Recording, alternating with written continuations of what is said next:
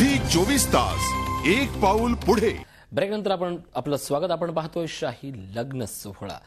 आजच्या या समारंभात खऱ्या अर्थानं वेगळेपण दिसलं ते पवार कुटुंबियांचं।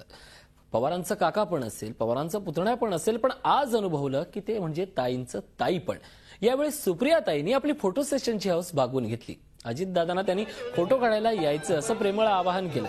मी कुठं जाते, इथंच आहे, माझे फोटो बिटो झाले काढून, तू कुठं चाललास, थांब इकडे असं म्हणत हा सोहळा रंगला।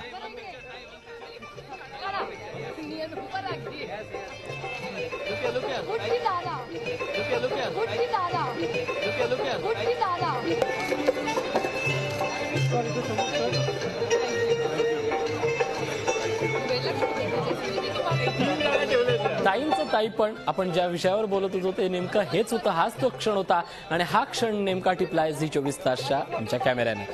अजितदादांनी त्यांना फोटो काढायला आवाहन केलं। मी कुठं जातोय इथपासून चालू झालेला संवाद उठकी दादा या मराठमोळ्या संवादापर्यंत रंगला।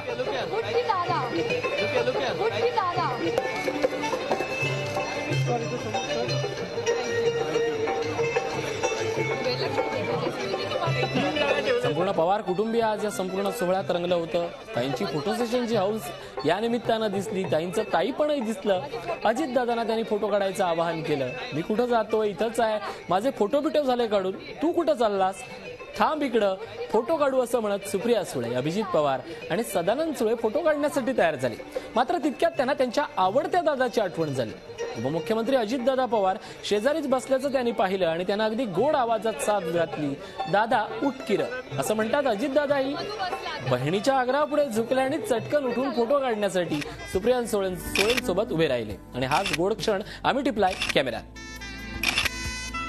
या संपूर्ण सोहळ्यातले हे निवडक क्षण आपण दिग्विजय सिंग, शरद पवार, प्रतिभाताई, राज ठाकरे, राजजी चव्हाण, उज्ज्वल निकम अनेक मान्यवरांची या ठिकाणी आज गर्दी होती।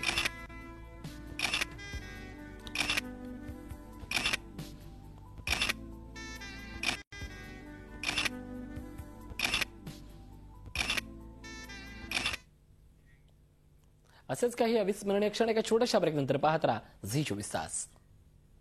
झी 24 तास एक पाऊल पुढे।